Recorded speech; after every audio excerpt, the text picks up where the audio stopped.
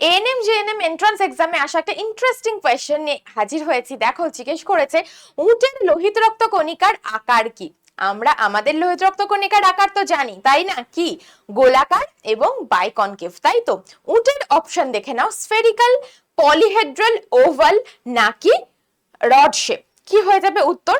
তো জেনে রেখো, এটার উত্তর কিন্তু হয়ে যাবে ওভাল বা ডিম্বাকার। কেন?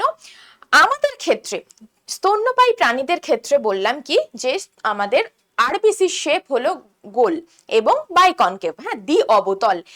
এবার দেখো, উটের ক্ষেত্রে দেখা যায় কি মরু অভিযোজন, তাই না?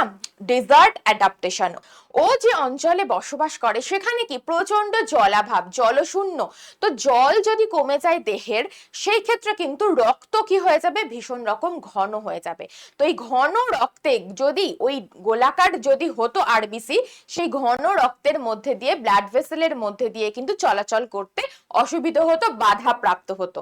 সেই জন্যই ওদের আরবিসি শেপ হয়ে গেছে ডিম্বাকার, যেটার জন্য ওই ঘন রক্ত হলেও চলাচলে কোনো রকম অসুবিধে হয় না। তাহলে বোঝা গেল, অন্যান্য যে ম্যামলস রয়েছে স্তন্যপায়ী প্রাণীদের ক্ষেত্রে আরবিসি শেপ বাইকনকেভ এবং স্ফেরিক্যাল হলেও উটের ক্ষেত্রে কিন্তু ওভাল।